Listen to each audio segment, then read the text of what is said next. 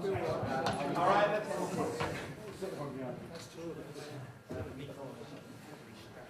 Well, I'm very pleased to welcome everybody to the December meeting of the Herts Referee Society. One or two non-referee faces, but you're very welcome to join us this evening for our fun and games here. I'm Jeff Williams, I'm the President of the Society, if you don't know me. We'd like to welcome our guest speaker tonight, who is David Grasshof, who is a Premiership Elite. We'll use the right term, TMO. Yes, later we'll probably have me and Joanne and everybody else below. And has come along to tell us about the role of TMO, and he's made it interactive. He's asked me to pick out some willing volunteers later. Particularly those who are nodding off. Yeah, well, that's right. That'll keep you awake. So, is that what happens in the TV truck? Or we should realise. Yeah.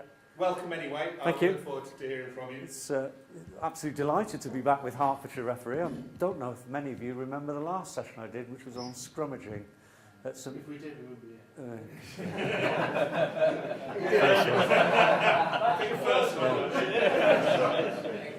So, although there was a very generous introduction there, I also am still a member of the East Midlands Referees. I still referee. I refereed yesterday in the Daily Mail under 15 and refereed this afternoon Stowe School against Sherborne. So I'm not just talking about elite, I'm still very much doing anything I can with the East Midlands, and I'll do any game to help them on a Saturday or Sunday when I'm not working with the role of the TMO. Prerequisites of being a TMO, I don't know. How did I get selected? 20 years on the national panel, so I think I had a little bit of a head start that I already knew a lot of the people within that elite referee group. They knew me. Ed Morrison described the role as requiring a rugby brain. So you get to see things and you have to make instant judgments. And often your first reaction ends up being the correct one. So you see something and you think, that's a try. You then replay it numerous times and it ends up being a try. So, for me, that rugby brain plus a very, very big visual learner. So most of the things I understand are by what I see, not necessarily by what I hear or by what I read. And I think a lot of referees will reflect with that and probably appreciate that type of learning activity. I'm using PowerPoint, and anyone who uses technology knows how badly that can go wrong. I've embedded 15 video clips, so I have a PowerPoint presentation that's many gigabytes in size. So I'm just building you up to how badly wrong this can go. We've got audio, we've got video, I'm being recorded. It's just like being on TV. That's right. Any given Saturday. So on any given Saturday or Sunday or a Friday evening in the Aviva Premiership, this is the match day team. This is the people that you might expect to find in the referee's changing room. I think when they designed referees' changing rooms, they didn't take into account the number of people. Some of them I think you'll recognise, the TMO. Every Premiership game has a timekeeper. Normally somebody from the Elite Referee Management Group joins us, Tony Spreadbury, Brian Campsall. Could have the referee coach, referee assessor, assistant referee coach. This guy is so important, the sound engineer. For me as a TMO and the referee and the assistant referees, if the sound engineer is no good, you can get problems, and we'll see that later. So that's what it's like on a Aviva Premiership day. Tomorrow I'm travelling down to Llanelli, Parker Scarlets, for the game against Claremont Auvergne. And we'll have even more people in the change room. Sighting officer, the Heineken representative who will be checking everyone has the correct kit. As you know, in France, they don't have the Heineken Cup, they have the H Cup, because they're not allowed alcohol advertising. So if anybody went out on the pitch in a game that involves the French team with Heineken on, there could be grave repercussions. You get the PR officer, I've said Sky floor manager because it's Heineken. Of course, it was a Aviva Premiership, it would now be BT. Referee doesn't decide when the game starts anymore. It's this guy. It's the floor manager on the side who decides when the game starts, not the referee blowing his whistle. So, match officials, as you probably recognise them, out in the middle, absolutely very grand. They're there for the anthems, the TMO. I'm afraid it's not quite so grand for me. I work in... I'm very indebted to Michael Tutty, who's not here, for providing his holiday photographs. I'm consigned to the caravans. This is probably not a fair representation of the caravans. They're a little bit more high-tech. There's normally 3 of them, one for video, one for sound, one for transmission. And if the game's going out in 3D, all of those trucks are doubled up, so you end up with 6 trucks. In the car park, I'm not even in the ground at most games.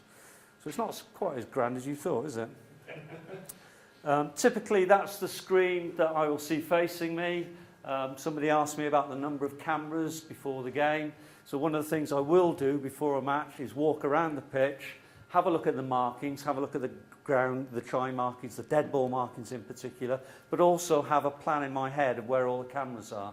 So when I want to see a particular clip, I can actually mention the camera number or even the person who's working that camera to get it pulled up on the screen for me. This is Austin Healy's screen. The reason I picked that is firstly the screen that he has is a lot better and bigger than the one that I've got. Plus he has his own engineer working his video clips that he's looking at. So I don't know, sometimes when the commentary's going out in the game, you'll hear Austin say, I've already seen it, it is a try. Before you, as a viewer, have seen it on the television. And for me as a TMO, this is really frustrating. Because he's already making comments and making the spectator or the viewer at home believe he's in control and he has greater knowledge than everyone else. And it's really, really frustrating. But he's a very bright guy, Austin. He knows nothing about the laws of rugby. But there again, he's not paid to know the laws of rugby. He's paid to give an opinion. And he gives his opinion very, very well, much to my cost. This sort of gadgetry, he can draw lines on the pitch. So if there's a disputed forward pass, suddenly he can put lines across and show that the ball ends up forward of where the ball was actually left the player's hands. And he can really rip into the TMO. More typically, that's my view. That's my main screen. You see it's about half the size of Austin's, with a number of other screens showing the live game and down the touch lines. And then I can also see all the other screens in the background and be able to pull those up as and when I need them. So you may be aware that we have a new protocol this year that's slightly different to the previous protocols. So the original protocol was that the TMO could only be used when the referee requires confirmation with regards to the scoring of a try. You'll all be familiar with the timeout signal and the little square box to say he's coming upstairs. At that point, my heart rate goes into overdrive. The referee will then ask one of 3 questions, and it's probably important that you note these questions because when it's your chance to be a referee or a TMO, you'll need to use one of these questions. Is it a try, yes or no? Can you give me a reason why I cannot award a try? But for the act of foul play, probable try, yes or no? Let's just have a look at the 2 questions. Is it a try, yes or no?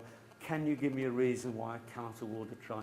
Anyone like to give an example of where you think you might use one question rather than the other? I'm not answering because I do this every week with my hours and referees on panel, so somebody else has got to have some thoughts. Proper grounding of the ball. Say again? Proper grounding of the ball. Yeah, so which question would you use for that? Is it a try, yes or no? Okay. Or the other one you can. So that sounded pretty indecisive to me. Right, there's another one, yes or no? Okay. I'll go with this first one. So if the referee clearly sees the grounding of the ball, You wouldn't ask. would he? Okay. You might use it a try yes or no if someone's been tackled in the corner and the ball has been grounded and was he in touch before he got it down. Okay. So if the try scored and you're a little bit doubtful about whether the player had his foot in touch, then what the referee would do is it a try, yes or no? Would you just have a look to see whether the player's in touch? That supplementary information is really helpful. What about, I saw the player tackle short of the line. Could you just check he's made an immediate movement to score the try? Try, yes or no? What about the, can you give me any reason why I can't award the try? Forward is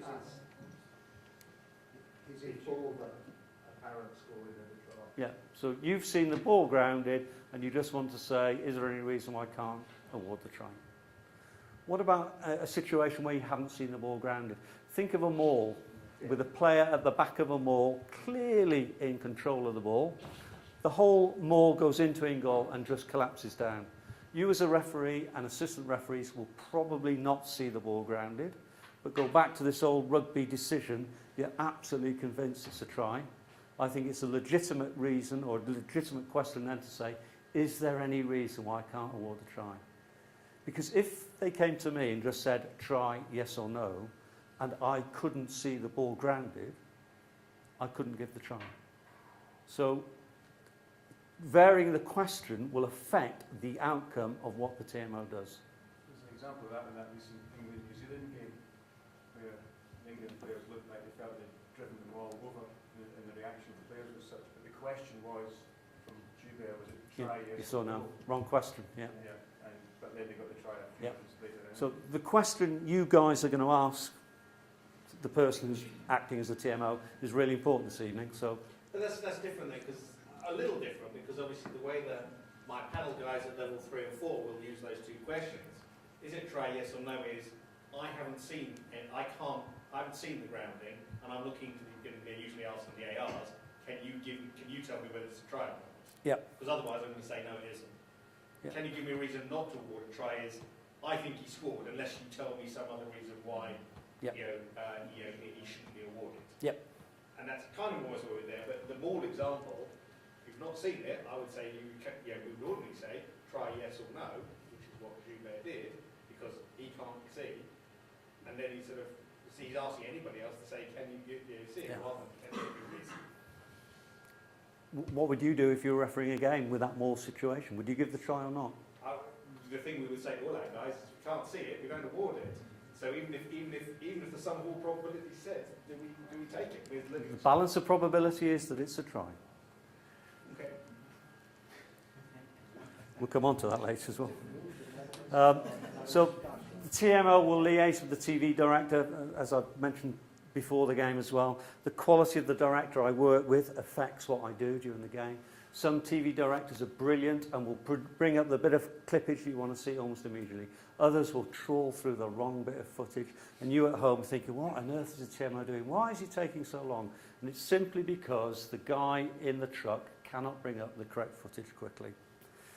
The broadcaster will give me all the angles that he has. At the end of that, I will say, have you got anything else that you can show me relevant to this clip? Because what I don't want to do is to make a decision and then for the broadcaster to show some footage that contradicts the decision I've just given. So when I say, is there anything else you can show me? If he says no, then I can move on quickly and I'll say, don't you bloody put anything up now.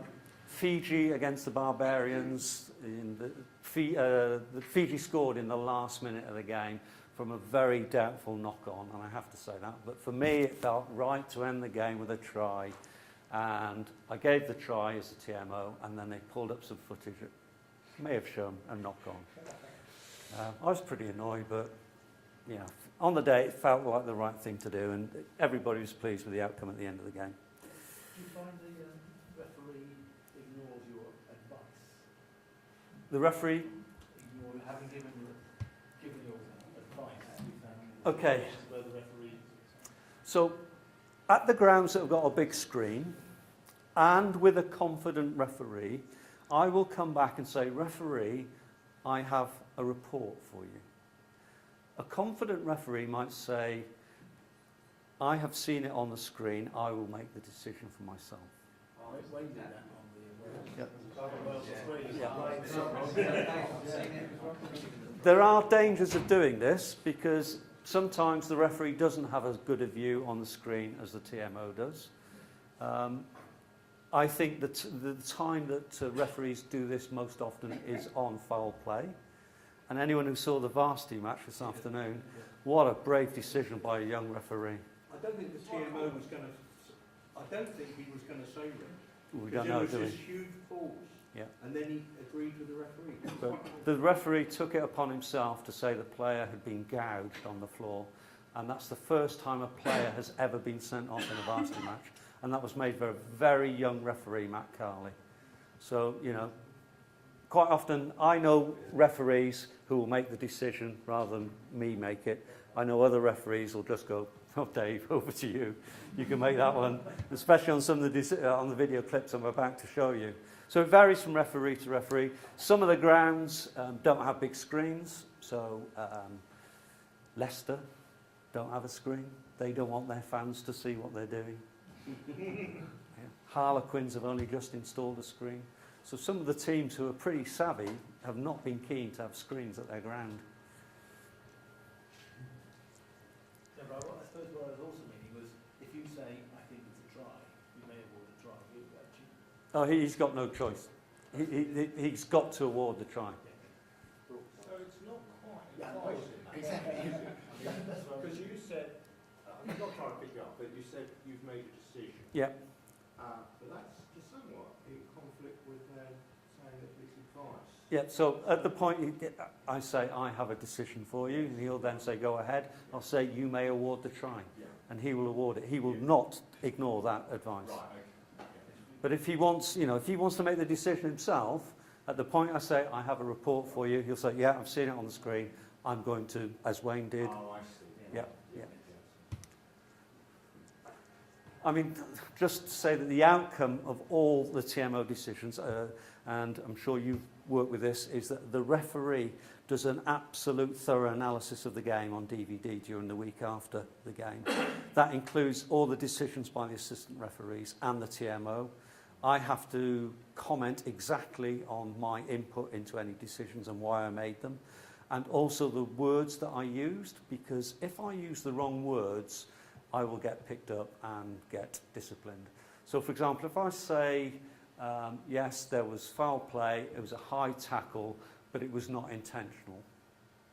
How do I know? You know, I can't comment on what's intentional and what's not. So everything else was fine, but as soon as I use the word intent, then I'm struggling. And then, you know, if it goes to court, if it's a red card or it's a citing, I then get called in and said, well, Mr. Grasshof, how did you know what the intent of the player was? So we have to be very, very careful. From my point of view, the less I say, the better it is. That's why I give very curt, sharp responses.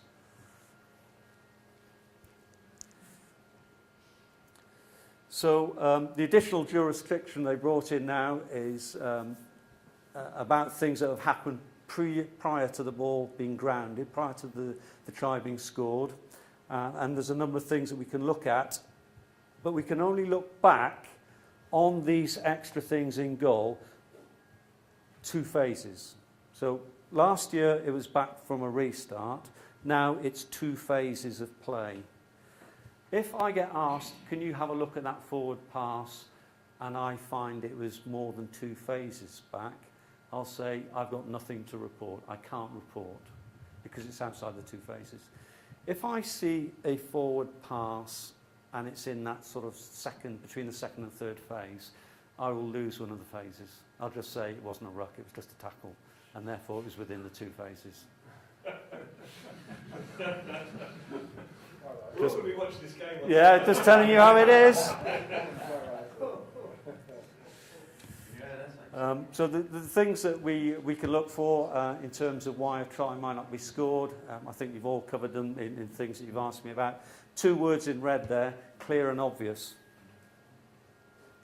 In the varsity match as well, there was a request to the TMO about a forward pass in one of the tries.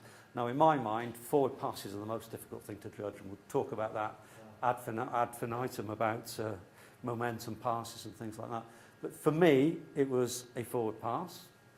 The TMO clearly used the words, it was not clearly a forward pass. So if we're going to give a forward pass, it's got to be clear and obvious. Okay, so... You will recognise the words clear and obvious as what Tucky uses all the time. That's I can't think why. On the foul play, do you Yep. get more than 2 phases? Because you said... Yeah, very good point. No, it doesn't. The foul play can go back at any point from the last restart of play. If I see foul play that neither the referee or the assistant referees have seen, I wait until the next stoppage in play and I say to the referee, Wayne, time off please, I have potential foul play, I would like to review it. Okay? I'll review it and then report in. Or, the foul play can happen, we go into a stoppage, time goes off, and the producer brings up a bit of footage and says, Dave, have a look at this. And because time's off, I can still then report in. Even though I didn't see it in live play, because I've got that footage in front of me, I can then report into Wayne, Wayne, I have now seen foul play, and a report's going in. So almost the producers are sort of a second, potentially with a second TMO, can find things and point them out to you Yep. to then point out to the But if the referee then says time back on and the game restarts, that goes, all that foul play goes, and it goes to the citing officer, and it doesn't become our problem anymore. In 4 years of doing this job, I have not come in with a foul play intervention once. So it's not something that happens very often. You know, you've got to think, well, what's the referee doing, the two assistant referees doing, if they've missed it on the pitch? Okay, so here's your starter for 10. First clip, I want to nominate somebody to be the referee, please, and somebody to be the TMO. So Albert, you got your card marked there with main comments. So we'll have you as a referee on this one. Okay. And who fancies being a TMO on this one? It's really easy, this one. Start with an easy one. All right. We'll start with Woody, who's looking half asleep on the end there. So Woody, when we go into the replays, at the point you are confident you know what the decision is, I just want you to say stop. You don't want to see any more replays, okay? Okay. Yeah, you want those big levels, Woody. It's Waldron to Harrison, and there seems to be an awful lot of space there. And Harrison used it. Beckett comes out now to Flom. There's the inside corner. Marcus Coffey was striking this to a good. Okay, referee, what have you seen? What have I seen? I can't read. Okay, David, any reason why I can't award a try? Okay. Are you going to give me any more clues? Anything else you want me to particularly look at? In particular, I saw Leicester, I'm not sure, reaching forward, Yeah. didn't quite ground it, turned round, the ball went, I thought, backwards, but then it might have gone forward from someone else before regained by another Leicester player. Okay. So we can just check potential forward pass as well. Okay. So it did knock on. What do we think about the TMO's question and what he's seen? Maybe potential obstruction where we can. Obstruction, okay. Roll back to that. Is it Woody who's the TMO? Yeah, Woody's Woody, the you TMO. shout out as soon as you got the answer, please. Good luck.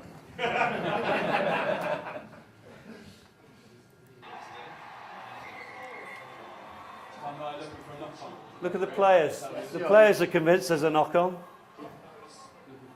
Watch them trying to influence the referee as well. I'm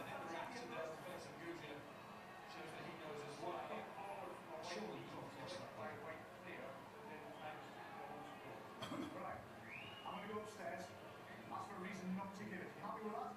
Okay, yeah. So a reason not to give it. David? The question is, if any reason has knocked it on, that's not going to be part of the deal, is it? Might be. Oh, don't listen to the commentators. What a load of garbage they speak. How's it doing, Woody? How are you feeling? Heart rate up? Mine was. Come on, it's only at Welford Road. Cockerel's sitting behind you.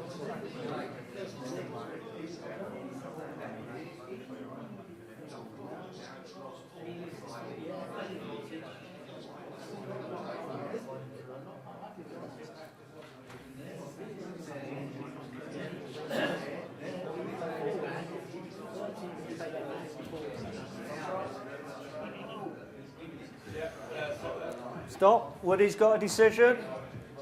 Alright, quiet. I believe the ball's gone backwards, so therefore I can't see any reason why I can't award the try. So, the process you went through, Woody, was excellent. All you need to say is you may award the You try. may award the try. Who agrees with Woody, by the way? Anybody not agree with Woody? I want to see this one again. It's preposterous in both fields. I want to see the obstruction. Kuja's got the ball, he gets it down. Look at the players. Look at them telling the referee, knock on. I'm pretty certain that Tom loses control, but that is irrelevant.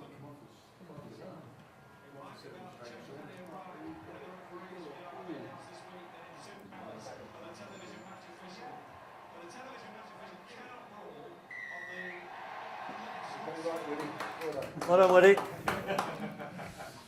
Dead easy, isn't it? Okay, we're now out into the Heineken Cup. One of the best rugby stadiums I've ever been in. The atmosphere is absolutely fantastic. This is Claremont-Auvergne against Aroni. The referee is JP Doyle, doing his first ever Heineken Cup game. First few minutes of the game, 15 minutes in. Do you want same reference here, Mark? No, it's a couple of different people. Yeah, a couple of different people. So he's going to be my referee now. Brian, you'll be the referee at the back there. And we'll have Jack as our TMO.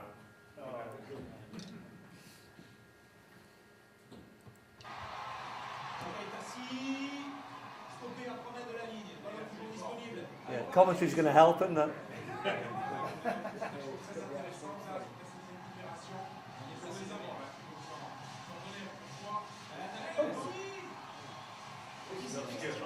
Yeah, we got enough? Referee?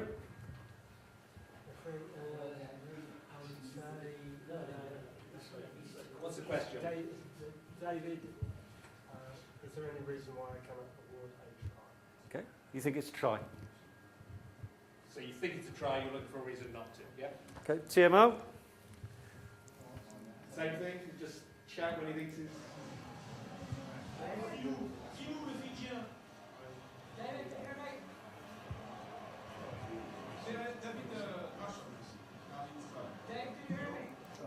So, remember what I said about the sound engineer?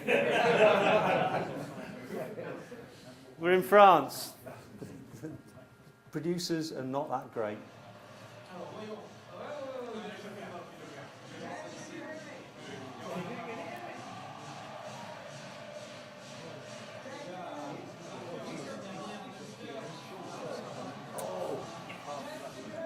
Dave, can you hear me?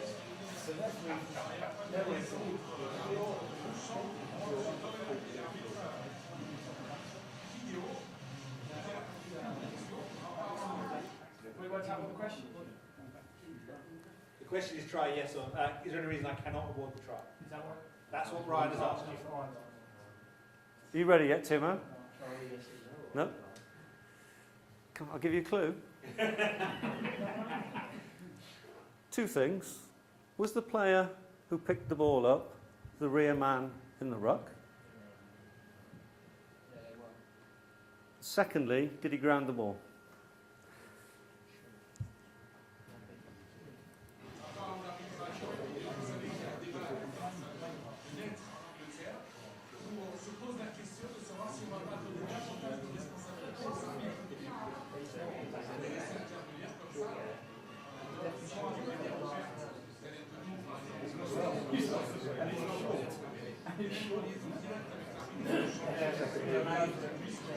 Ready? Yes? We have a decision. Go on. No, don't worry. Obviously, I have a report of saying the ball's lost forwards.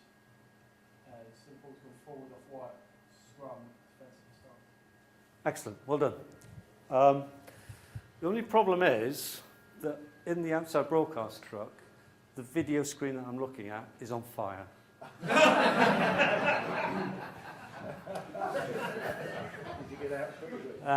It's slightly concerning me at this moment in time. So I now have to convey the information that you've just told me from a screen that's literally on the other side of the truck to the referee. What are you going to do?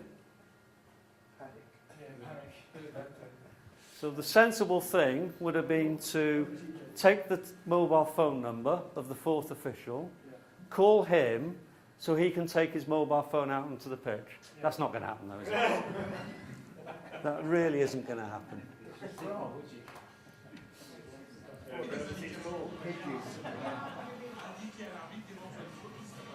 So So the French broadcaster actually started doing the replays actually before JP has got hold of you, anyway. Yep.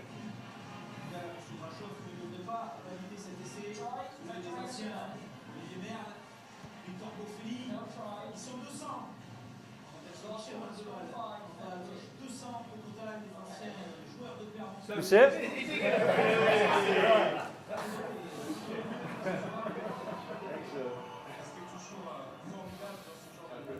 So prepare for the worst as a TMO. Always get the mobile phone numbers of the people on the touchline. So JP's not had the best start to his Heineken Cup career. 2 minutes later. We'll go with the same referee, same TMO. They're on a roll now. Just have a look at JP's face when he knows he's got to come to the TMO.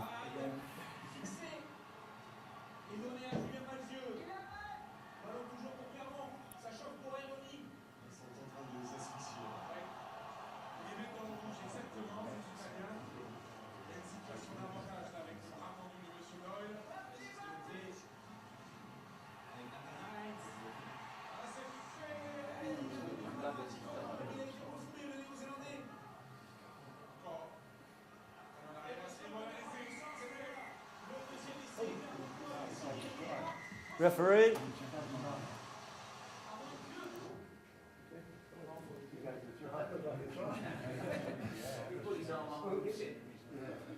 Maybe he was a bit hasty.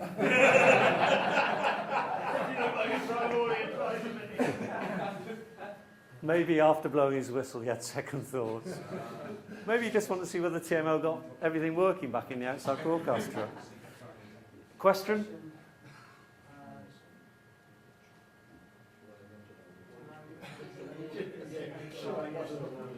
Try yes or no, fair enough.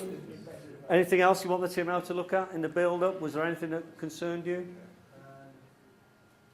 Possible knock-on at the last block. Okay. TMO, you ready? Get your mobile phone out.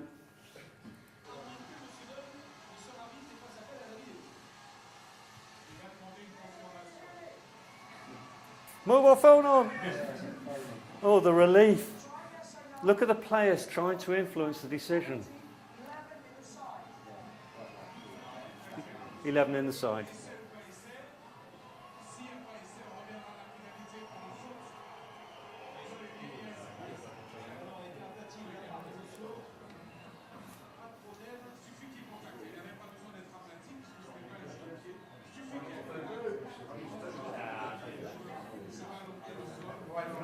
You want to have another look? That's the best angle you're getting. That's why I've seen it 5 times in a row.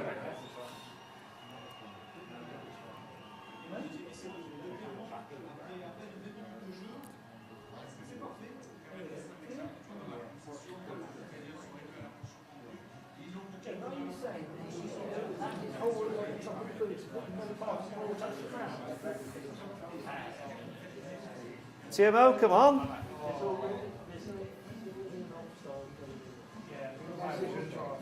Sorry, what was that? You may have looked right. We got just before Got it in just in time, did he? I talked about walking the pitch before the game and just having a look at the lines and the cameras. Quite often the players are doing the same thing. Because quite often now, when a player goes over to score a try, defenders don't necessarily try and tackle him anymore. They dive to cut off the camera angles. So they're diving in the vicinity of the player simply to cut off my views of whether I can see the ball being grounded or not. Have a look at some of these clips coming up now for that particular feature.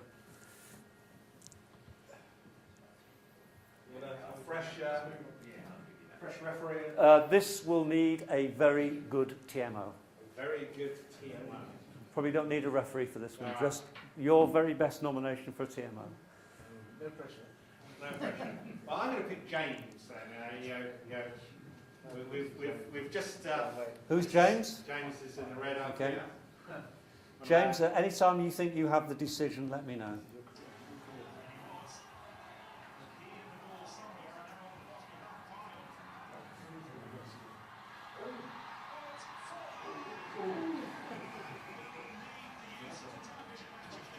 himself while he quickly does it.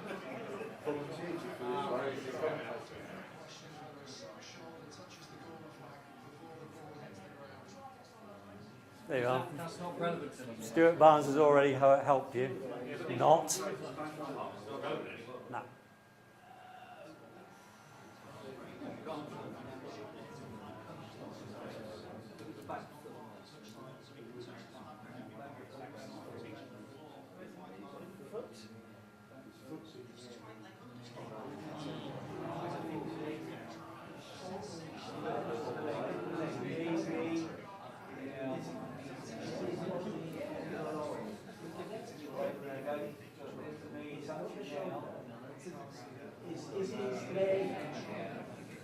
Have I been asked a question yet? Try yes or no.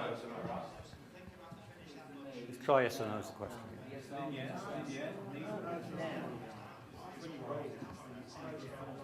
I see a front view again. You see it from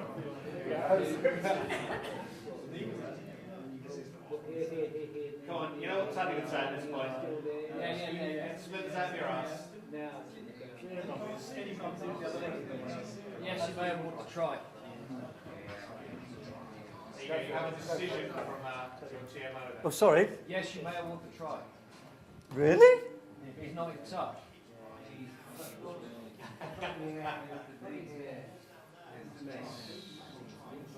See if he wants to. What about the foul play coming up here? What foul play? D coming in there. Oh, right, sorry.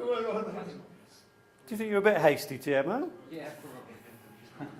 I think your decision about awarding the try is an excellent decision. I missed that foul play completely.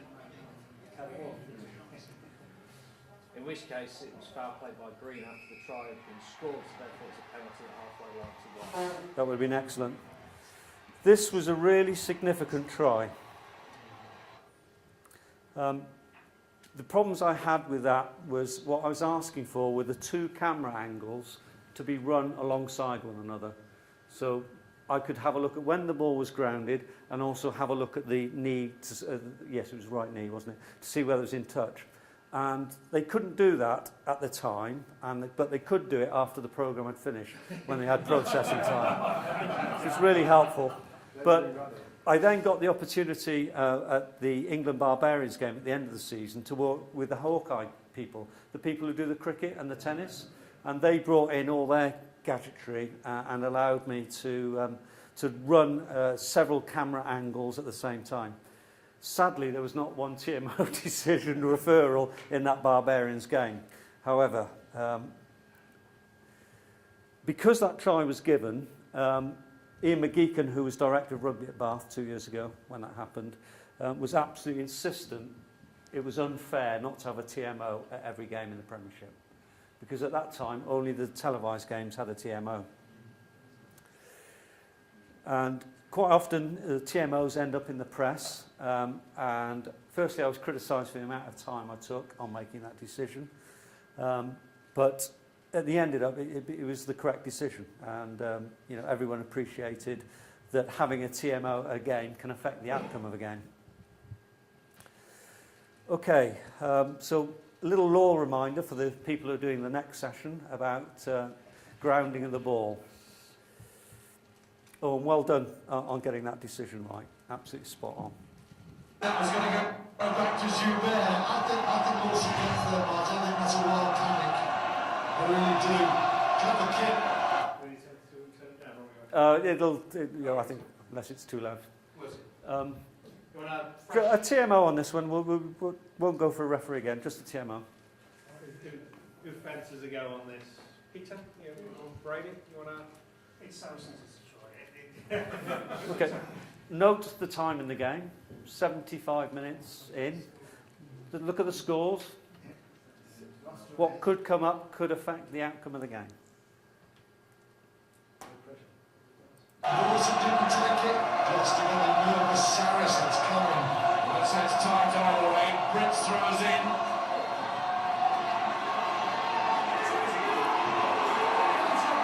Another penalty as the ball is pulled down. And now it's all Saracens.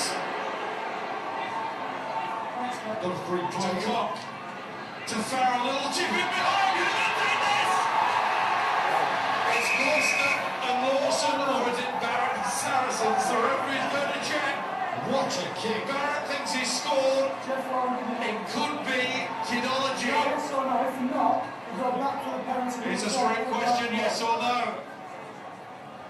Barrett seemed to get there first. At the very least, they'll get the penalty.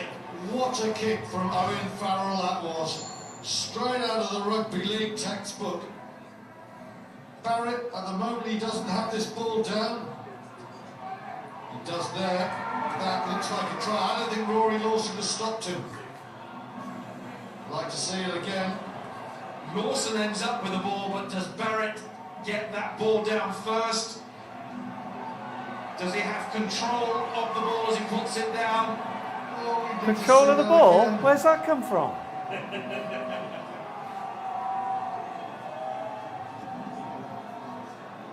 What a moment.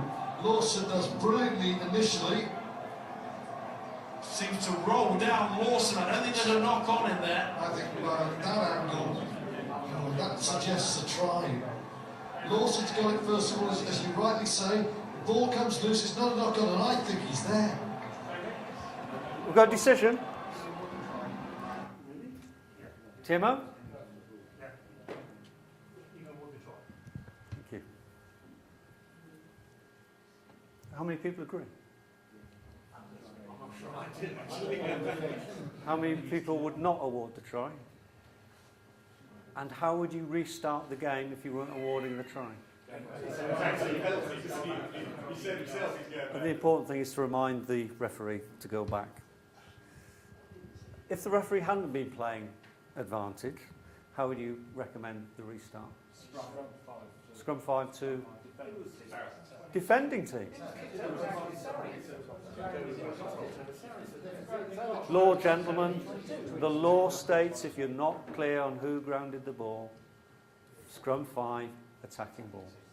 It's within the law. Okay, TMO. So we're going to watch and see what you do. But Lawson's got a hand in there as well. That is so difficult, that one. Thank you. Jeff Warren is the man making a decision which could well decide the game. It does decide the game. Let's look at the screen. It's a try! Saracens in the shape. That affected the outcome of the game. I'm not going to comment on a fellow TMO. No, it's Jeff Warren. Jeff's agreed that I could use that one clip. Jeff, does the video come up on the big screen saying try before you told the referee off? Yeah, it's really important to coordinate these things. A good TMO will say to the producer, yeah, wait until we've got the referee in the screen and then don't put it up on the big screen, do it all together. But, you know, Jeff had just made a really difficult decision then, and maybe his mind wasn't on the, you know, little intricacies of professionalism of what we do. And in that clip, we didn't go back to it, but was he actually behind when the kick? Yeah, he was. He was onside. He was onside. Yeah, he was He onside. looked up very quickly. Yeah. This one will require somebody with a knowledge of law. Oh, I don't know that anybody's going to. I'll try to pick one of my fellow assessors. Yeah, lovely. Mike? Who's doing this? Mike So- Harrison, Mike. Okay, anytime you feel confident about your decision, let us know and we'll... I quite fancy him short here through this channel. Or on the outside line as we saw last year, a decoy behind under the posts. Good spot, Austin, because the other thing it does, it means the seven, who's being asked by his prop to scrummage hard, is a little bit more wary of doing that. Picked up by Waldron. Close attention from Nogueira. Another penalty coming Leicester's way. Forward chase, and if he gathers it, it'll be brilliant, which he does. Now, did he have control of the ball when it went down? Control of the ball. They're talking about downward pressure. That's confident. I don't think he's got it. Sucking through his teeth. If no try, I'm coming back for a penalty, 9 Gloucester in the side of the tackle. 50-50, he says. No. He's given himself a bit too big odds I there. just think he's knocked it on with his right hand, but I haven't seen it yet. That's quite a good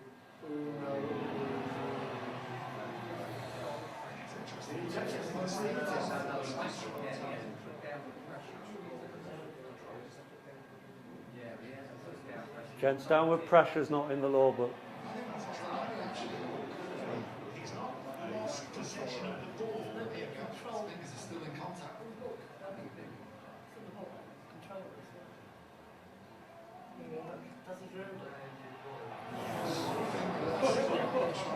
Come on, TMO, come on! Because I'm seeing on the big screen. It's very difficult to see from that. Ready, right, Mike? Index finger was it? You see the other angle behind the posts. One finger stays on the ball, but you can't see it there. This is the angle. You see the index finger. You run that next slide. It's unusual reaction to the official and our trucks in the car park is watching. Two fingers on the ball. I had a decision for you. Excellent. You may award the try. Hands up those who agree. Yeah, it's a try. Finding that actually, if it hadn't been a try, I thought we should have come back for pinging the Gloucester 7 for coming off the scrum before it was out. Well, he was going to do Gloucester 9. Yeah, he's playing advantage. Can you just go through your reasoning of why you've awarded that try? Because his hand came into contact with the ball when it was on the ground, albeit that it was just one finger. And I believe the law now says you get all this bollocks talked about, all this nonsense talked about the clearly commentators about downward pressure. It doesn't say anything No, about that. absolutely right, it doesn't. It means a hand or part of your body or hand has got to come into contact with the ball when it's on the ground. Yeah. And that I thought he did just. Yeah. I think I agree with you, but it's not obvious in law as to what the outcome is because it is his fingertips. It's not his hand as we would describe a hand to be.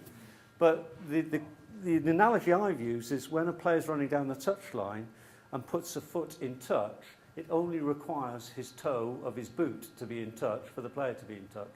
So I think you've made a correct decision. As you said, you know, my first instinct was it's a try. Yeah. Yeah, absolutely. Got instinct. Well done. Another assessor then, please, for the next one. You're another assessor. Yeah. Why don't you have a go, Jeff? Oh, I would say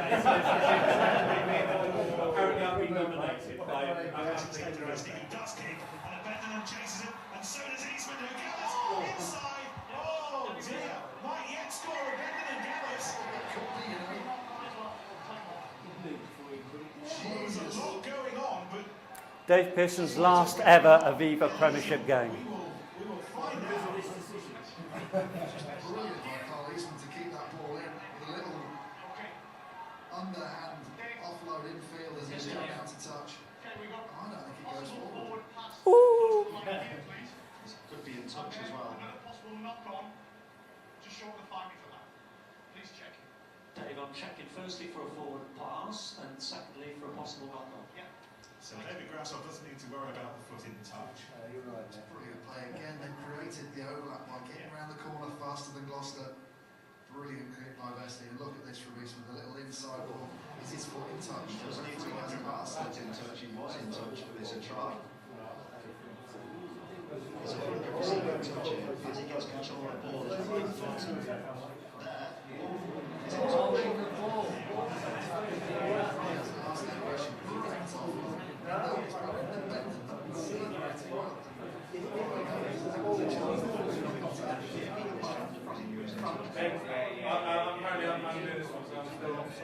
Still undecided. I think it's a foot in touch, so there. He hasn't asked for the foot in touch. Can I give it to him anyway? Which is precisely what the introduction of this team. Take your advice from colleagues. What we want is the right outcome. Then I think it's a foot Because in the touch. referee didn't think. Can you just tell me why you think his foot was in touch? Because any part of the foot on the line is in touch, and we've got the edge of his boot. But he needs something else. And the ball in his hand. Ah. The ball wasn't in the hand. He's not Ah. carrying the ball. He popped the ball in. No, you ain't going to tell me. Right, have I got to watch this one again? You play again? Sorry, the given was the ball was in his hand. Oh, it was a knock on. Did you hear the commentator? It was a knock on. Just Dave Pearson did this.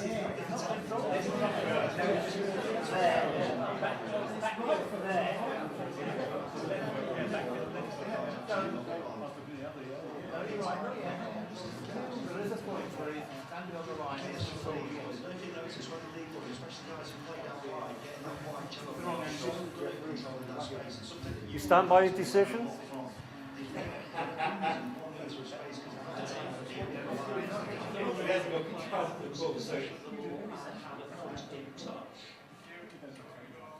You think so? Correct. That's what, again, my gut feel was control was sufficient control, which is why I said it then on that. Yeah. Everyone agree with the TMO? Yes. I got home and I looked at it again and thought, I don't think I've got that right. He's not carrying It the ball. often quite happens, but yeah, in the end I decided he was in possession of the ball and he did have his foot in touch at the same time. Could have got him on the knock-on anyway. Knock on? Oh, that's according to commentators, wasn't it? That was a commentator's knock on. I don't think it was a knock on, to be honest. This is an interesting one because the law, when the law books were written, they didn't have an idea of the TMO and digital replays and all slow-mos. So this is a really good example of where we might need to rewrite the law book to reflect TMO and technology. We want. Yeah, TMO for this one, please. Simon, do you fancy this one? I say every Saturday, so yeah, why not? Give it a go. Up to Boston's technique to Andy. It's blocked out of the air by Rob Cook. On his bike, picked up by Vesky. Kicked the ball away in extremis. Didn't get it very far at all. And Monahan hands on. Charge! No one will stop him, surely! Monahan! Scores!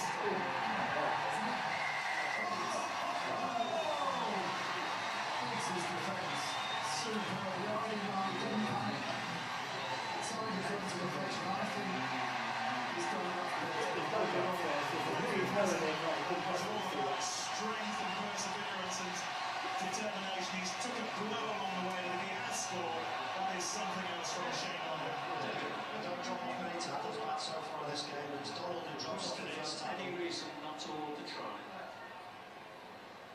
So any reason not to award the try? I don't know how far back they'll go, but he makes the initial breakthrough, Donald, and then it breaks free, and you think for all the money he's got there, but Biggs is such a good defender, isn't he? Gets underneath the ball, he's down, he's almost ripped it off him there, and he gets it back on the floor. Now then, is this two movements? He's still moving, his momentum stopped. No, that's no try. His hand comes through now. Sensational defence from Biggs. The crowd think Kingsdown thinks it's a try. Still grabbing momentum.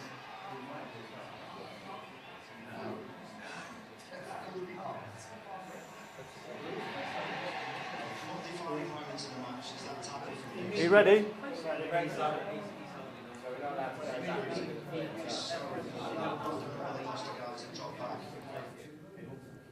Sorry, are you ready? You can't request to go back and see where the throwing was legal. No, you're just ruling on this. What do you reckon? David's clearly made his decision because he stopped the video. He knows what comes next. What do you think? Question was again, try. Any reason not to award the try? I could just try. You may award the try. Okay. How many people agree? How many people disagree? And if so, why? It wasn't an immediate movement.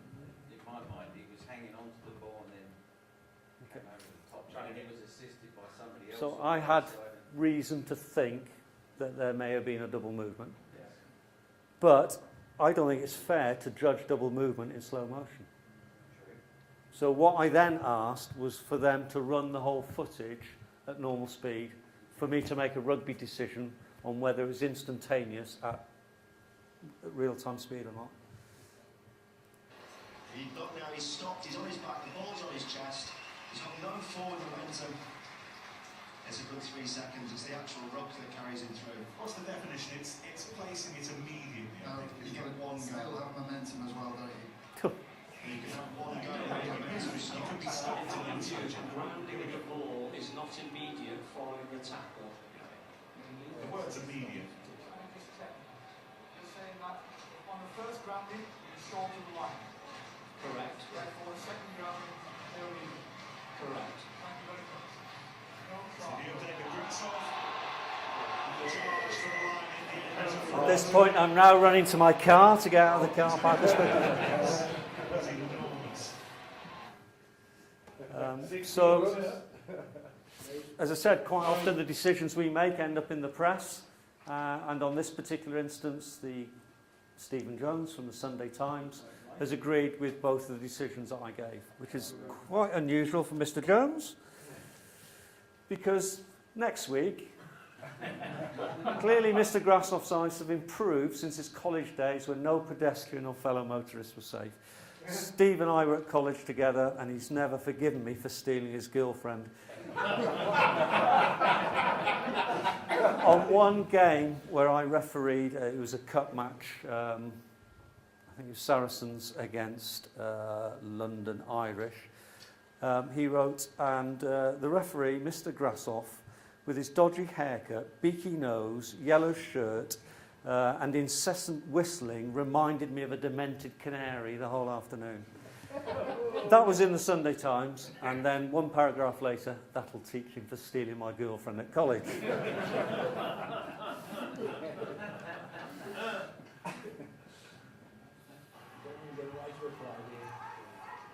Okay, another one for an assessor then, I think. I'll go John Days.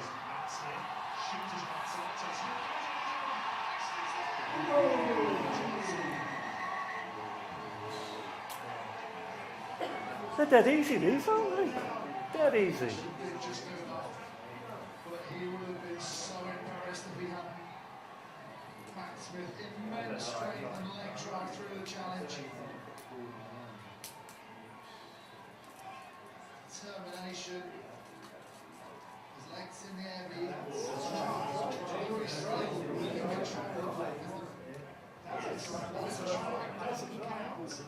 The flag is no longer in play. It's just about the touchline. That is one of the finishes. Who's doing this? John, front. John, you ready? Yes. Oh, that's brilliant. You got a decision? Utterly brilliant. Okay, John's going for you may award the try. How many people agree? How many people disagree?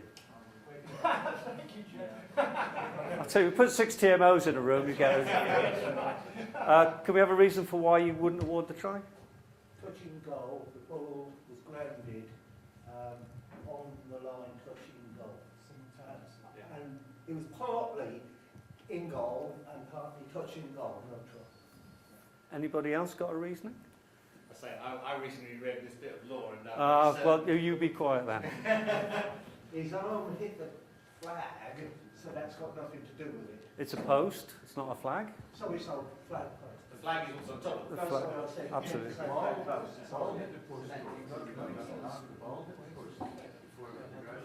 Yep, absolutely That's right. fine, that doesn't matter.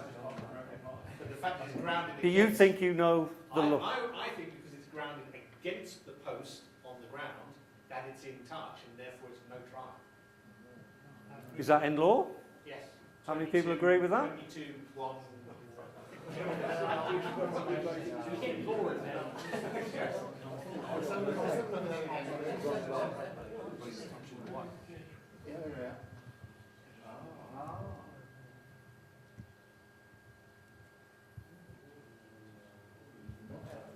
Round of applause for them. You know what? Certainly because somebody asked me about why don't then the TMO's looking at it, why don't they ever consider whether he hit the post or not? And I had to go look it up because you clearly don't get asked this anymore, although it came up in one of the earlier clips. And that's the second clause of that bit of law, is the bit about grounding it against the post on the ground. So another thing about being a TMO, you have to be an absolute law nerd and know the laws inside out. No, Okay, we've done the really easy stuff on tries and the grounding of the ball. We're now on to the more contentious foul play stuff. This clip I'm about to show you, I'm not sure I should tell you the outcome, but I knew it was going to be contentious, and I went home and called my family in because I knew there was going to be a lot of stuff in the media and I would be called things that might be unpleasant. And I went through the clip with them and explained my reasoning, and they said, yeah, we agree with you, Dad. You think, yeah, that's right. I then replayed the clip with Stuart Barnes' commentary, and my eldest son said, you fucked up. You've got it totally wrong, Dad. I'm sorry for the language. But it was interesting how the commentary affected the way they interpreted what they were looking at. So bear that in mind when you look at this clip. You want you need a TMO for this one? Somebody brave Yeah, enough? yeah. Somebody brave enough? Peter Smith, do you feel like... Oh, I've given you a good clue, Peter, as to... Don Cherry from the big fly half. That's Chris Ball putting himself about. And what's comes these days.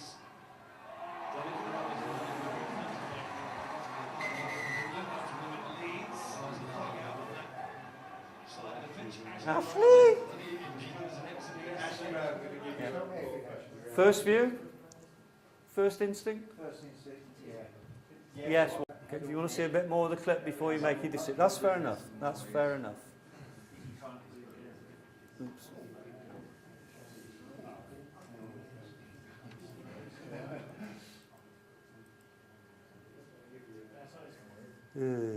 Technology, eh?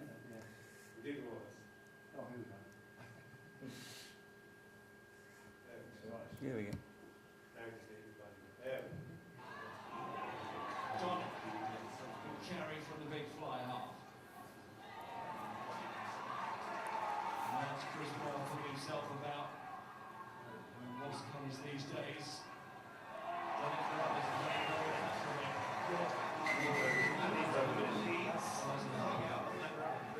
Side of the pitch, actually around them. He was an exhibition yesterday.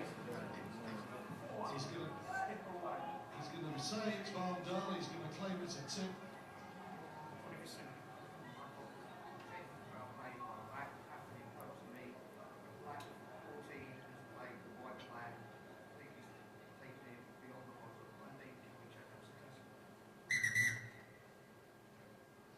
David Smalley, can you hear me?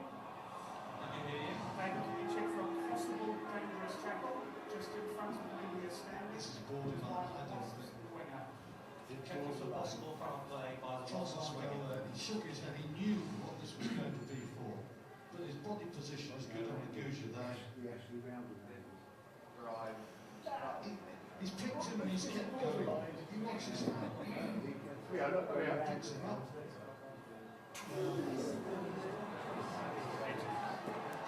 Want to see more?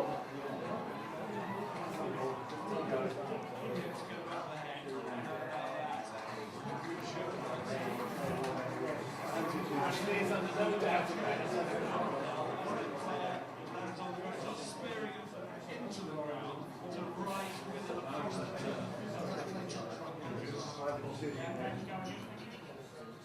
flag has been lifted The wing and say, Tackle, dangerous play, red card. Okay. A couple of things. Tip tackle. That doesn't mean anything. No, that's So easier. just talk the referee through it. Just talk through using normal terminology. Basically, the tackle lifted his legs above the hips. He didn't release him to the ground safely, drove him to the ground. If it hadn't been for, no, I shouldn't say that.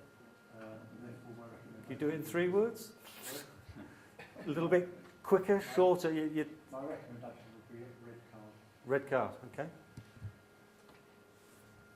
Everyone agree?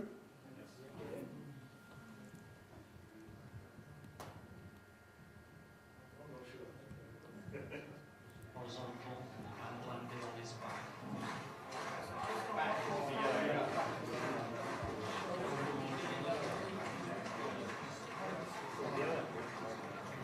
Not on his head, not on his neck, not on his shoulders.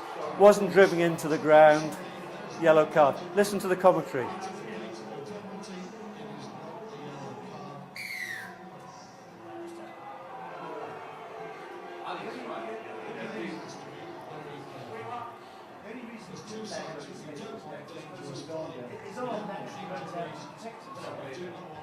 Because actually the guidance says if he puts his arm out, would have landed on his head, it is a red card. So it's landed on his back. At no stage is there, he's driving him towards touch, not the ground. I can't tell you the amount of people who wanted to give me their opinion on that decision. They didn't agree with it. Largely led by the commentators. The people who are rugby people will understand what I did, because there was the lift above the horizontal and driven onto his back. I would have gone red card if he'd gone onto his head or his neck or been driven in. I got a letter from Sir Ian Botham telling me what a complete and utter prat I was.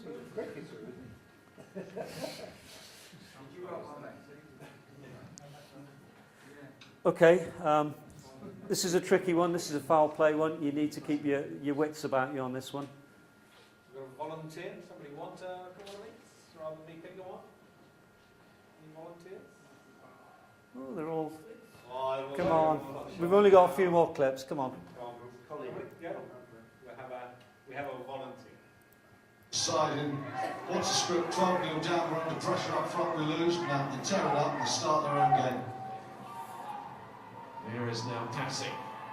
Enough to get it to Tupu and get results come through in the middle. First of all, lovely offload from Johnson. This is good rugby. Chudley up to Jess. He slipped a little bit. Ken PC that stood out there on the field next to tackle.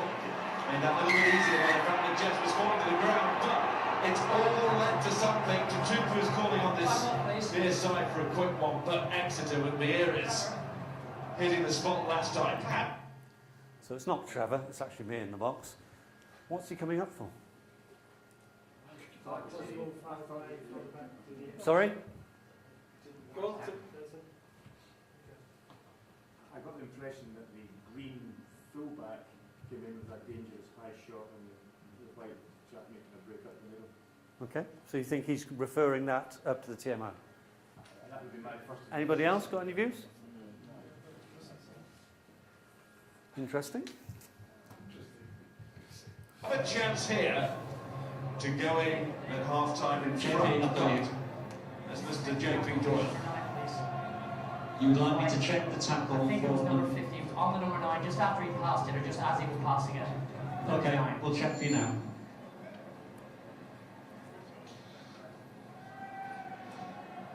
Ben Foden is the man under examination. It's the other fullback, Luke Arscott, made the brilliant break.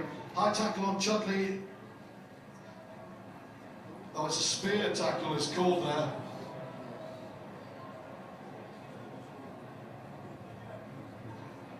Just checking the possible active foul play here. I don't think it's Foden though, is it? And I'm certain that's not Ben Foden. Van Velt's the number 8, Yes. it is. GJ Van Velt's the South African, went to the sin bin last week. Well, no, that's... We see that tie, that doesn't look pretty. No. David Grasshof is making the conclusion here. Well, Chudley dumped on the floor. Van Velt's was he taking care? Well, Come on! there is a tackle by the green player, not that one, where after the ball is in the pass, it's not late because he was committed to the tackle, but he has lifted him. The player has fallen over and landed head first in a dangerous position, but I don't think the intention was to drive him into the ground. What was the word that David said he could use earlier? Your description was long. What are you going to do? Your recommendation, please?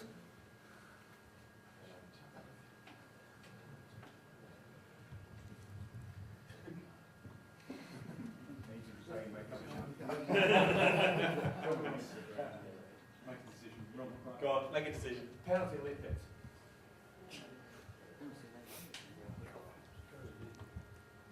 JP's seen this on the big screen, and he's not waited for me to come back.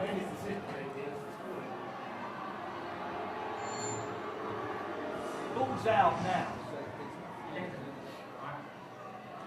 And referee JP Doyle has seen the replay on the... Sorry, David? Yeah. So did JP deal with that himself without waiting for a call, for what he saw on the screen? Yeah. Okay. Had he come to me, He didn't want to use go by mobile phone anymore, did he? no, I would have recommended a red card. I was going to say, on his head. Because there's a contrast, isn't there, between the Varndell one with the side. That's To me, that is an absolute clear red card.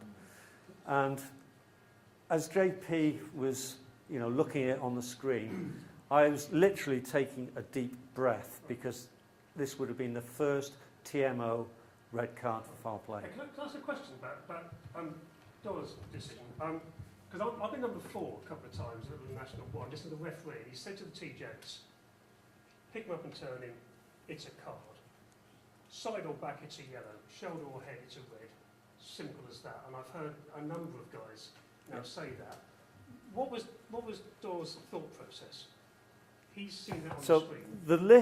The lift in the tackle above the horizontal, you're immediately starting to think card. Yeah. And probably red card working backwards.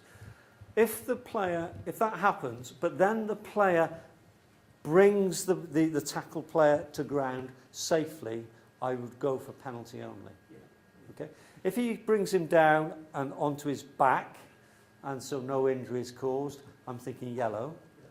Anything other than that, we're going red. Right. JP's thinking was he was brought down onto his back. I'd say brought down to his head.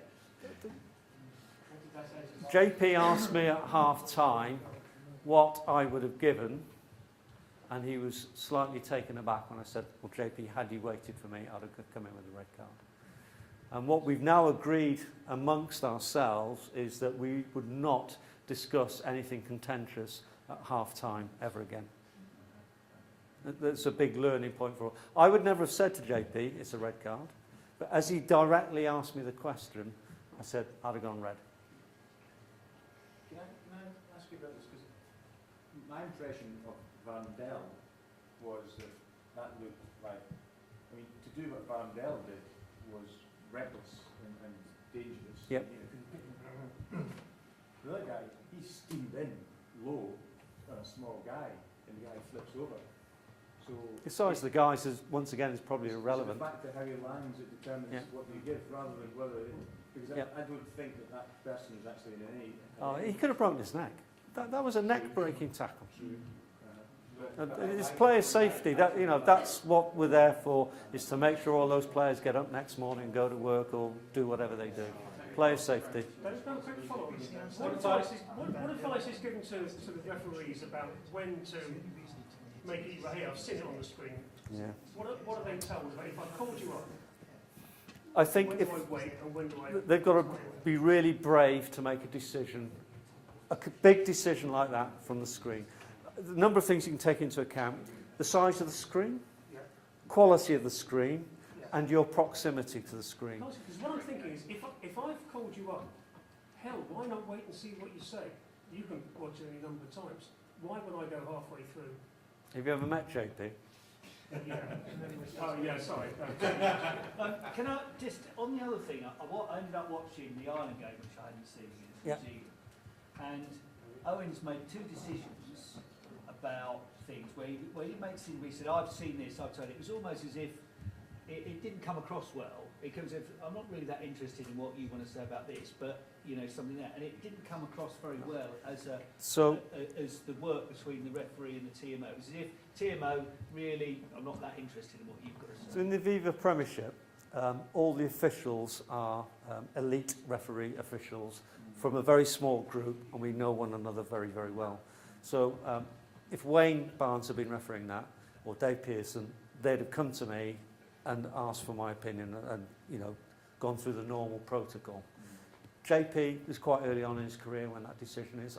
I don't think he would do that again unless he had a clear view. Nigel Owens was working with a TMO that he didn't know and had no trust in. And that's the reason he did those things. So, I guess we're very lucky in England that we do have a very small elite group of people who work together a lot and understand one another. I'm off with Wayne Barnes this weekend at Scarlett's in Clement Laverne. And, if the screen clearly shows and he can make a decision, he'll make it from the screen. He's a brilliant referee.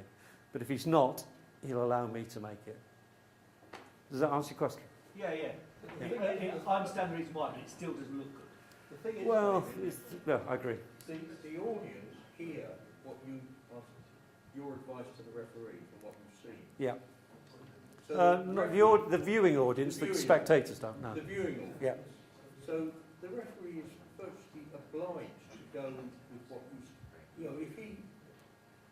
if he's talking with his team AR, Yeah. and they may think, well, Can I just repeat what happens there? He comes to me and says, David, I want a decision.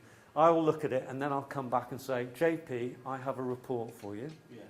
I don't say I have a decision for you because it may not be my decision. I have a report for you. At that point, he can then say, David, thank you. I've seen it on the big screen. I'm going to make the decision. Okay. And that would have been a far better outcome than him just suddenly walking off and giving a yellow card. Right, Yeah? Because then we'd at least been seen as if we were working together. Sure. Can I ask you just one about the Van Der one, without dwelling on it too much? What's the difference between the intent and the outcome? Because one of the things on the Van Der was it looked as though he intended to do it. He was a bit lucky that the guy didn't land on his head. So to me, that was the difference between the yellow and the red. We cannot comment on intent or make a judgment on intent. So it's not the TMO's view to do that. All we do is report in words what we've seen. Okay. And that's all we can do.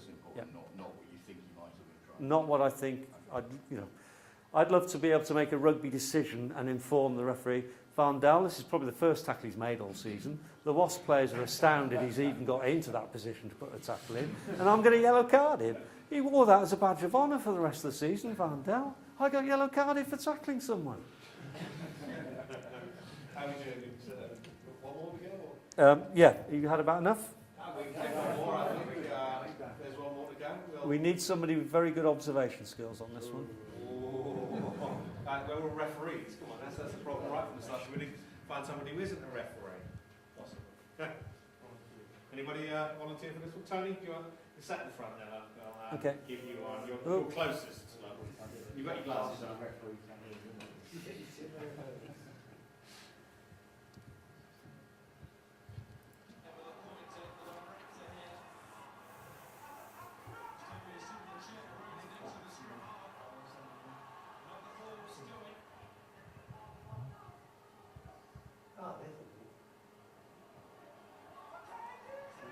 I think this is the most difficult clip of all.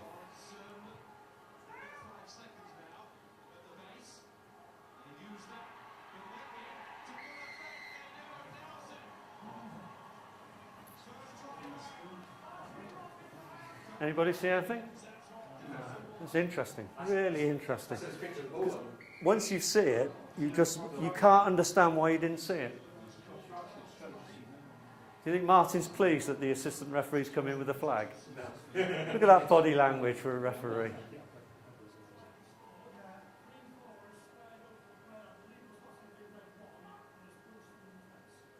Punched him in the face.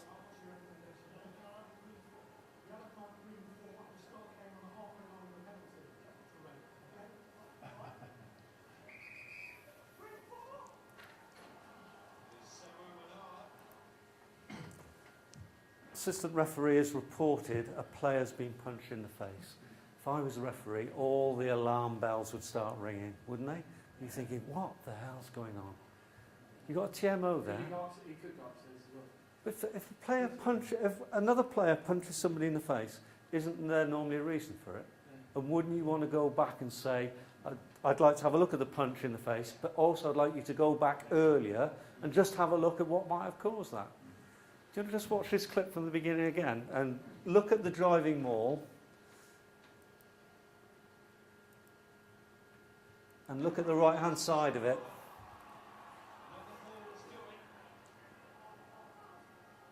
There. There, on the side. How come you missed that? So you got the second offence, not the retaliation, but the original. Yeah. So had they come back to me, we'd have had 2 red cards. And disallowed the try.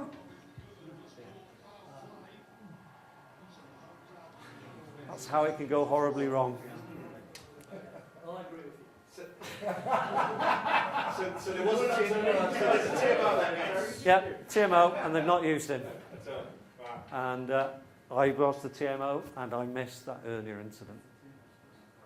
But there again, so did all of you, so I feel a bit better about that now. Just the thing about if the TMO spots foul play that nobody else has spotted, if I'm going to bring it to the referee's attention or review it, it's got to be at least a yellow card offence.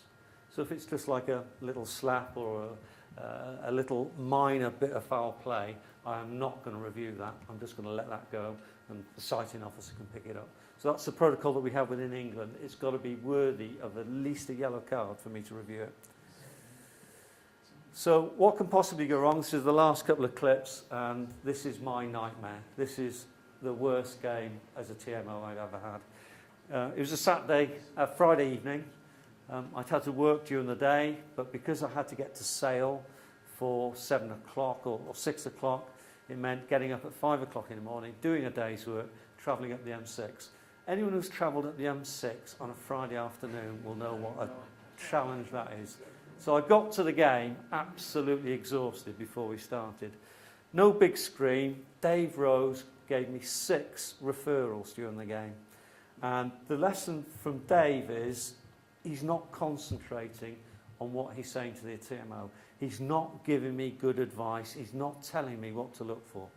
So here are my annus horribilis, my worst moments.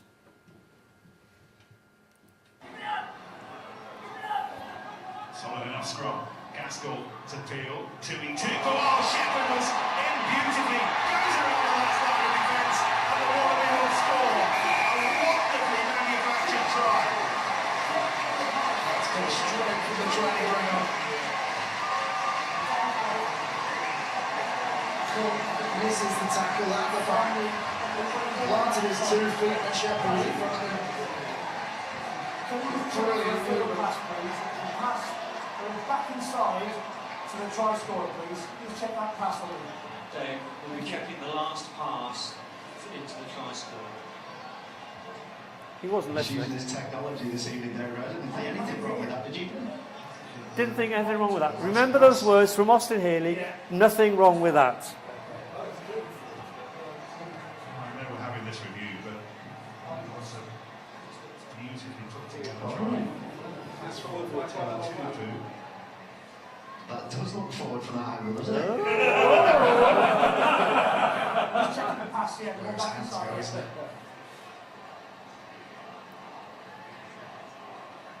His hands have come backwards. His hands, which I think they are. By the by, Cook, as the last line of defence, doesn't get a finger on Shepherd. He misses, I think, 33%. It's actually 32.5 of his percentage tackles. Thank you. But I'm not sure about this, Ben. For me, I think that's a forward pass, right?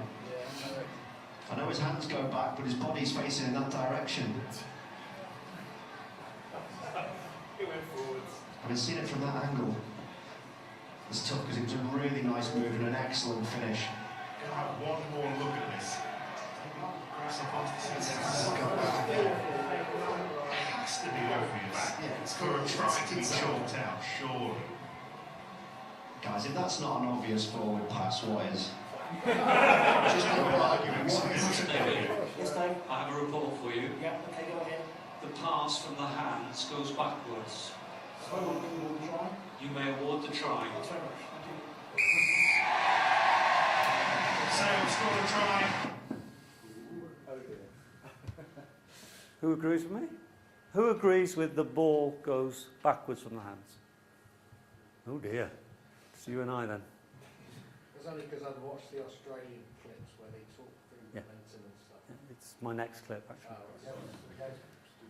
What I would argue against on that, this is the momentum clip. This is where a player's got momentum, and all you physicists and Einstein's theory of relativity will know that if the ball comes backwards off the hands and this player's got velocity, the ball can still end up being in advance of him when the other player catches the ball. That's not an issue, that's not a problem. My issue here was, on reflection, where I may have got it wrong, was the player didn't have any forward momentum. He was actually stationary. I still think the balls came backwards out of the hands. But if I was asked again, I would say it was forward. Very well put. Often wrong, never in doubt, mate. Your mate Stephen Jones in the Times, actually, I don't agree with a lot he writes, but he said in the Times last week that where in the laws does it say the hands must go backwards? Oh, it does. It definitely does say that. Yeah, yeah. The ball must not be passed forward from the hands towards the dead ball line, I think you'll find. It doesn't say the hands have got to go backwards, does it? No, that's our interpretation of the law. Yeah. That's our interpretation of the law. That's number one. I'm not going to show who's six. So this is the video clip that you talked about, the Australians did. It's absolutely fantastic.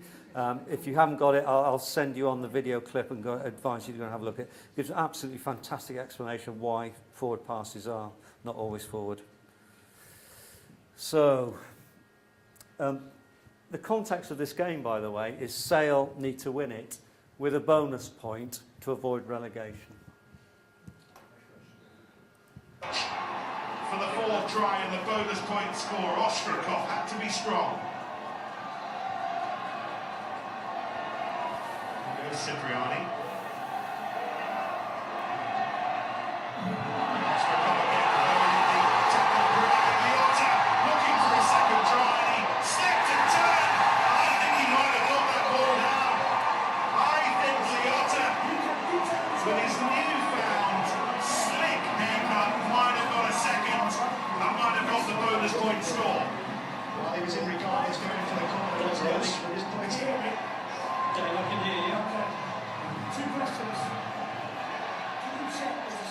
Passing midfield from the fly half to the centre, number 12, which you believe may be forward, and then check the score here to make sure that the score is legal. Okay, so Dave is now very conscious about forward passes in the game and wants to check something that, you know, I don't think any of us thought was forward at the time, but obviously he's thinking about it. And his question there is the try legal? That isn't part of the protocol. That's nothing that we've agreed. It isn't try yes or no, or is any reason not to. Is the try legal? In the conversation between Dave Rose and the assistant referee, I've heard Robin say the grounding is short of the line and he did not get the ball over the line. I've heard that. That's something I'm aware of. Dave, two questions then. Checking one pass from fly half to centre. Yeah, and then grounding of the... line. Okay. And then the grounding of the ball. No, I've already had a look at this pass because I thought it was forward to begin This with. is Austin already having had a look at it before we've seen it on TV. The pass is fine, but the finish, you thought Liotta was going to get to the corner. This is just really a flat pass.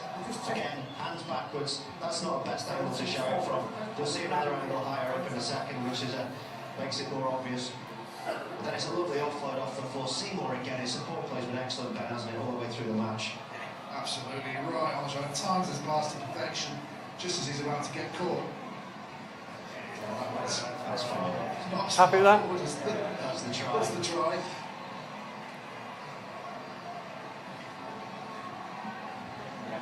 Good disguise from Cipriani. Looks all in the world like they've done a really bad dummy. Here we go. Doesn't get it down. One movement to score the try. Handwork so hard to stop him. Was it short? It's not as clear as you sensed it was in live action. Has Monaghan done enough here to drag him back? What work has Freddie Burns done? Remember what I've heard Robin say? The ball is short. He's definitely not grounded it on the line. He's definitely got the ball on the ground. The question is, has it touched the line? Yeah, it needs to flip it, doesn't it? Just a pimple on the ball. I think he has there. It's not definitive, is it? It's not definitive. So the TMO has to... Remember the try that Dave asked me could have really helped me here.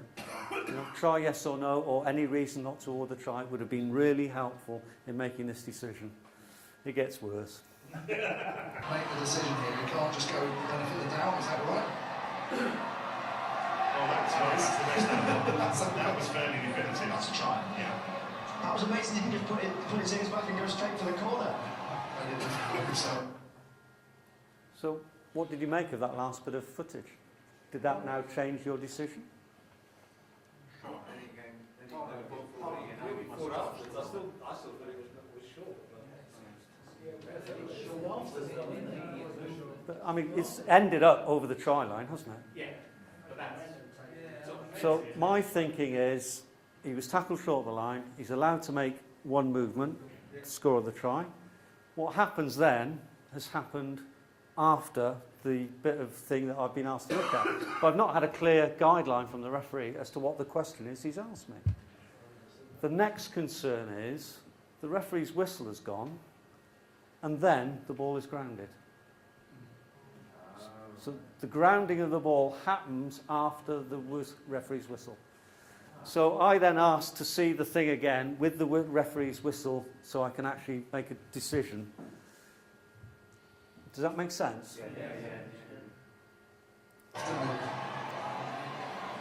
It's amazing when you have a cause, when you have something that drives you on the game, you can find an extra 5-10%, and I think he has tonight. I think the odds has been really impressive this evening. We've seen what the prospects of guaranteed Premiership rugby Whistle. means for this club next season.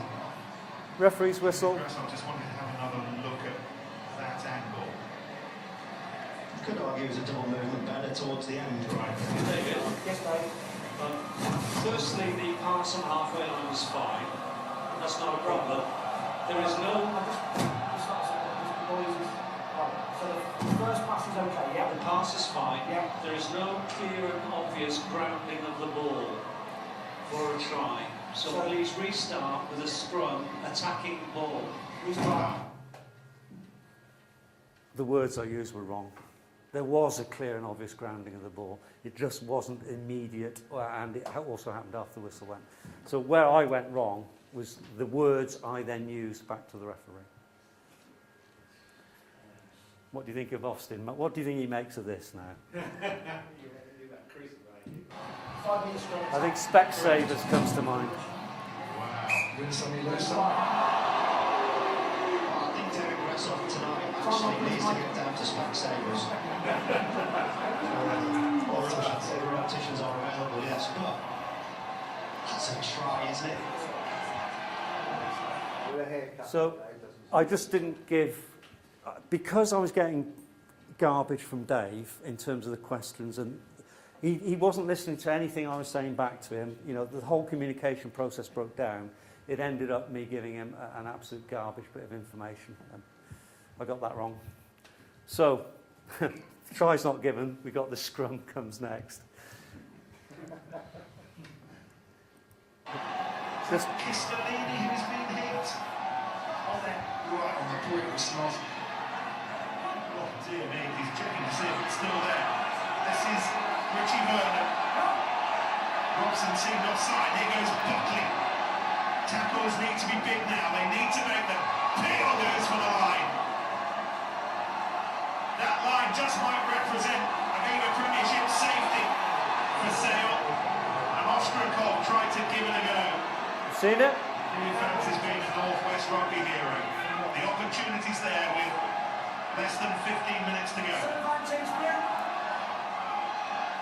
Sale, half the penalty. Buckley softly stunning it back, and Corey Britton coming through the middle. Corey Britton copped a yellow card against Herts in Europe last week. Can you hear me? He's going to get You coming to me? Yeah, I'm coming to you, Dave. An active foul, potential active foul play, just yeah, okay. A potential active foul play by red 16, just on the goal line, roughly in line where I'm stood now. I believe it was use of the boots, but I couldn't be clear. Can you check for me, please? You're checking for foul play by red 16. He's not listening. Repeating back to him what he's asked me, he's not even listening. He's got him off using his boot. Well, David Rose has spotted most things this evening, hasn't he? He's certainly seen this well out the corner of his eye. I don't know if it's one of those sort of stamps to say, didn't let go of my foot, or it's malicious. Yeah, okay. That's the result of 2 and 2 ball carrying abilities. Number 3 red. Lost for those two front rows though, wasn't it? Yeah, please, yeah. I'm just checking the TMO to see what the action's going to be. And 9 red as Goes well. for the ball there. That's fine, that's not what they're looking at. You're being changed, mate. You're sent on there. Well, it's further back from that they're looking at. It's a little bit further back. Just changing for foul play. Sorry? If it's not, Somewhere Darren Damages will be watching this. Who was red carded against Bath not so long ago for the tip tackle on Dave Atwood. depends on what the outcome is. This is it, he's been held there by Seymour. If it's nothing, it's scrum. Big stamp, letter of the law, it's a stamp. This is a worse. This angle looks worse. The other angle's a fairer angle of it though. Is there any? Come on then. This is my 6th referral now. You know, I'm the centre of attention. The whole game is around the TMO. We're at 10 minutes to go in the game. If you make a decision, it's going to affect the outcome of the game. Stamp. Yellow card to. What about the player who's holding him by the foot? Who's off his feet holding his opponent? So, red for the stamp and yellow for the player holding? No? It wouldn't be the penalty. No, you can't say he's doing that to shake himself free. It's a deliberate stamp. Yeah. He's using the other leg. He's pulling around. So Well, what is he meant to do? He's trying to defend the try line, and a player is holding onto his foot. What would you do? you see it's a penalty to don't pull his leg. No, you're right. You know, but what do you do? You try and shake your foot free. Kick him. Be a bit more subtle. If he hadn't retired, Thump him. Punch him. Not easy, is it? Defence for Bristol in the fact that he's being held by Seymour in a position when he needs to retaliate, but 10 years, whatever there is. Every player would say that's fine, he's getting him off. But look where he is in the defensive line, look where Sale are. David, blue 7 is holding red's foot. In an attempt to make himself clear, he brings his foot down vertically on the player's thigh. Good description? Right, you didn't say it. Tell it you were. Now he's going to ask you for a decision, though, isn't he? Oh, yes. Oh, yeah. Remember, I've been on too many decisions have come my way in this game. I'm not going to do anything controversial. Not now. I haven't seen it clearly, you've obviously got the pictures there in front of you. Your recommendation would be? Penalty. Penalty only, yeah, to blue. Correct. Okay, thank you very much. Captain. In any other game, I'd have gone for 2 yellows. Yellow carded both players. But at that point in that game, I'd had enough. So the clear thing is that the better the dialogue that the referee gives you, the clearer that you are repeating the question back to the referee to make sure you've understood him, the better the outcome. And those are some really good examples of how it can go horribly wrong. That's just a summary of the things. Thank you very much for putting up with me. Thank you very much for putting up with the technology. You've been a really good audience, and I wish you a Merry Christmas and a Happy New Year. Thank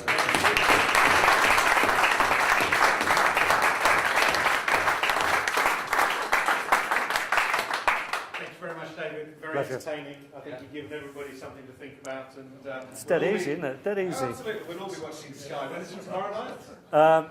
Or Saturday? I might. It's Saturday afternoon. Saturday afternoon. Right. So there you go. You're David with a television screen. Thank you.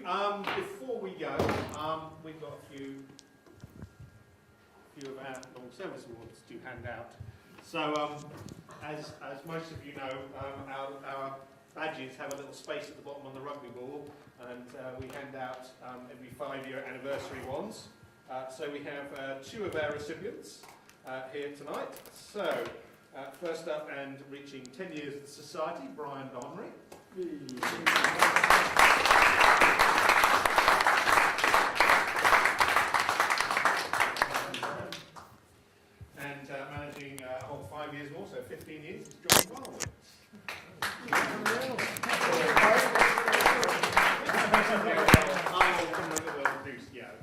will get your leg over later.